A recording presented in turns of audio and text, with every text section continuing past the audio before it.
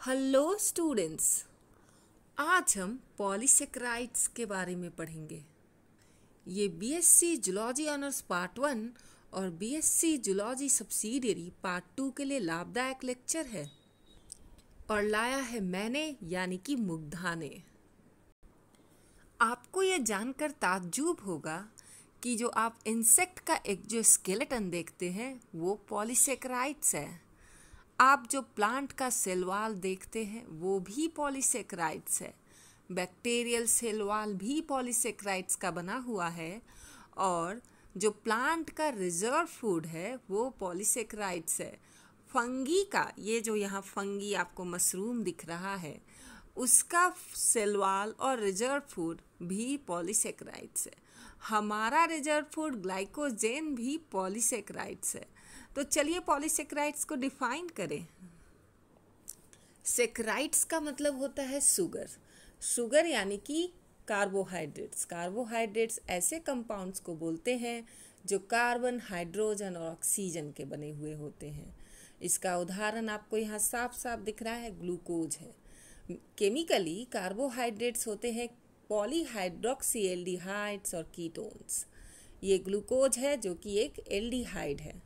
मैं आपको बता दूं, पॉलीसेक्राइड्स का मतलब होता है पॉली मतलब बहुत सारे और सेक्राइड्स मतलब शुगर।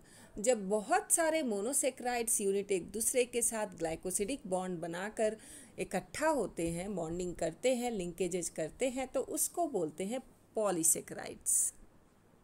यहाँ पर आप एक डाइसेक्राइड्स देख रहे हैं। मैंने बेसिकली यहाँ आपको समझाने की कोशिश की है कि ग्लाइकोसिडिक बॉन्ड होता क्या है। Glycosidic bond basically ether linkage है।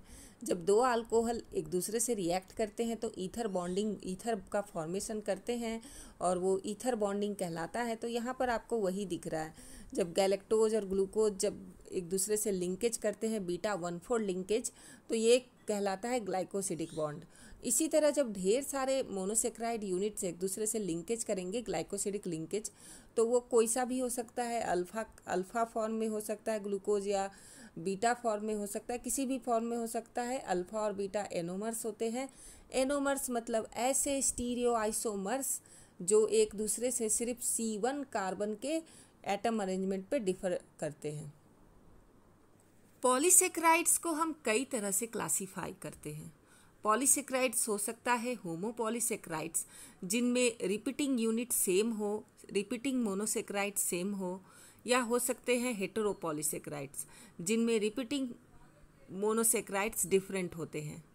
पॉलीसेक्राइड्स दो तरह के और हो सकते हैं। पहला हो सकता है स्ट्रक्चरल पॉलीसेक्राइड्स जो प्लांट या एनिमल से प्लांट सेल वॉल बनाते हैं या बैक्टीरियल सेल वॉल बनाते हैं, और दूसरे हो सकते हैं स्टोरेज पॉलीसेक्राइड्स।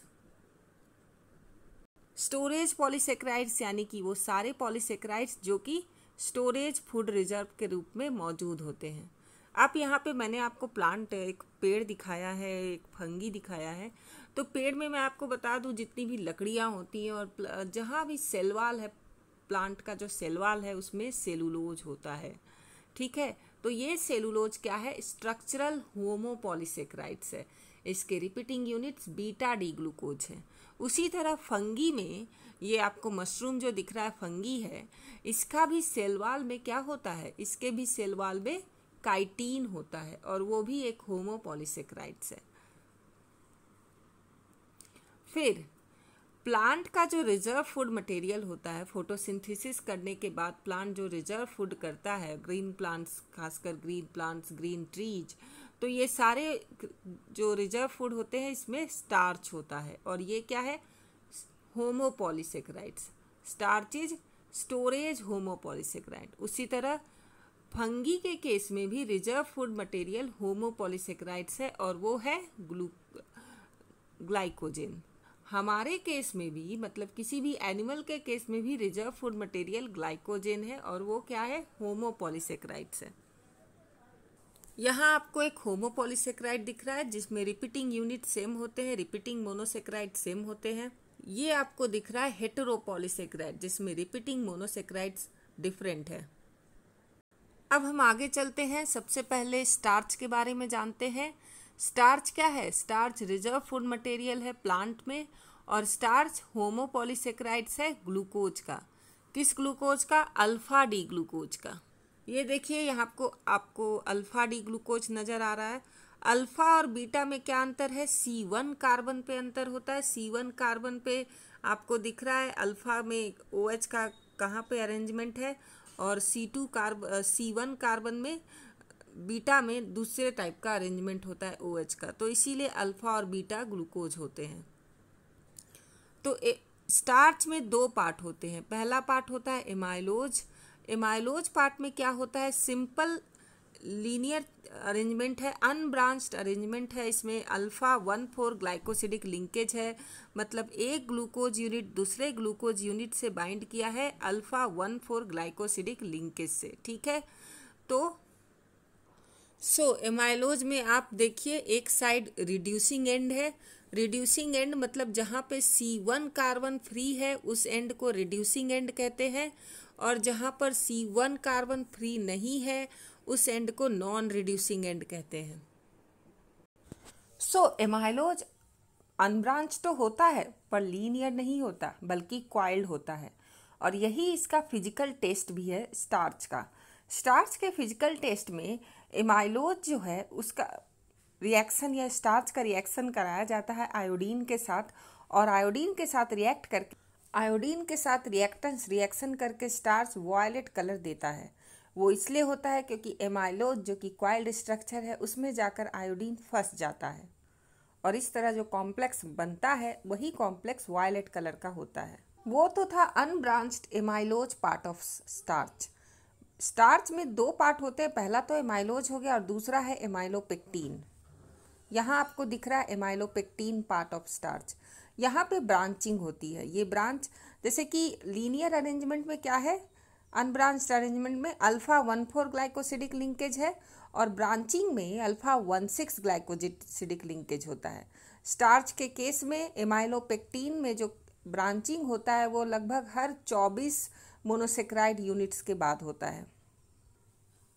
एनिमल के केस में क्या होता है? ग्लाइकोजेन प्रेजेंट होता है। ये ग्लाइकोजेन ब्रांच्ड पॉलीसेक्राइड्स है, ब्रांच्ड होमोपॉलीसेक्राइड्स, मतलब इसमें एमाइलोपेक्टिन जैसा ही स्ट्रक्चर होगा। हालांकि एमाइलोपेक्टिन में मैंने आपको बताया था कि हर लगभग 24-25 मोनोसेक्राइड यूनिट्स के बाद ब्रांचिंग होती है। ग्लाइकोजेन के केस में क्या होता है? हर 10 या 12 मोनोसेक्राइड यूनिट्स के बाद ब्रांचिंग हो जाती है।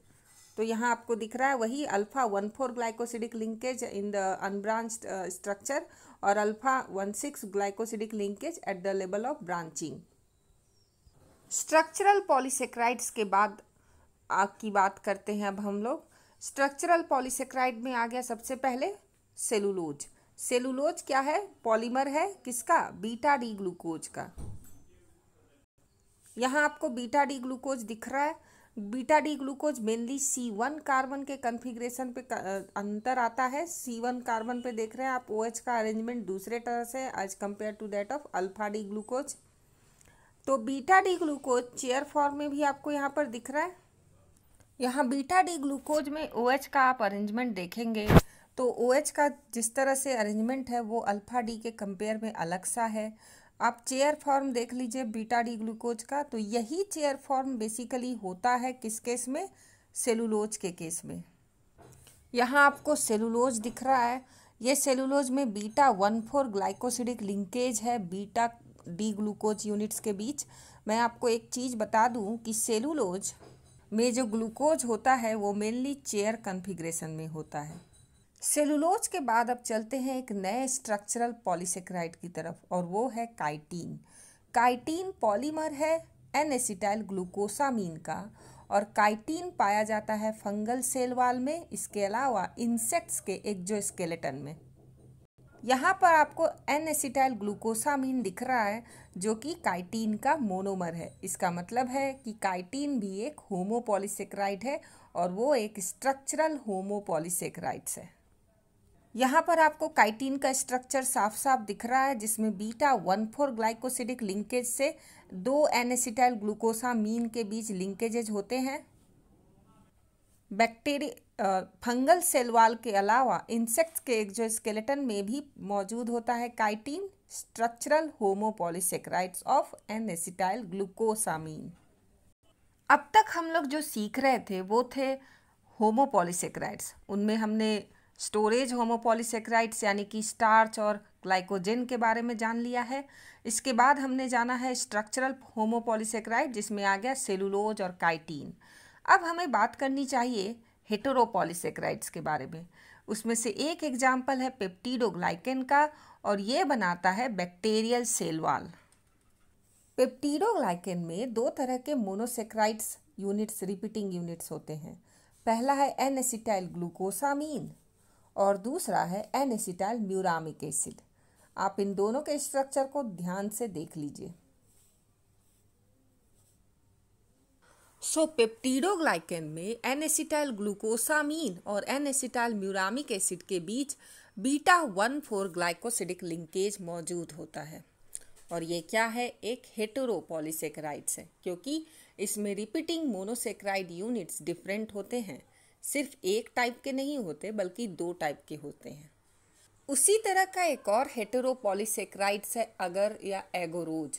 अगर मौजूद होता है रेड अलगी सीवीड्स के सेल वॉल में, और इसमें आप देख सकते हैं यहाँ पे सल्फेटेड गैलेक्टोज डेराइवेटिव्स होते हैं। डी गैलेक्टोज सल्फेटेड फॉर्म में, एल गैलेक्टोज सल्फेटेड फॉर्म में, और ये एक दूसरे से लिंकेज बनाते हैं। क्योंकि ये सभी डेराइवेटिव्स हैं गैलेक्टोज के, तो ये भी एक तरह का हेटेरोपॉलीसेकेराइड्स है। एगरोज का हमारे लिए बहुत इंपॉर्टेंस है एगरोज जेल इलेक्ट्रोफोरेसिस में, क्योंकि एगरोज जो है जेल के फॉर्म में, पोरस जेल के फॉर्म में सेट हो जाता है।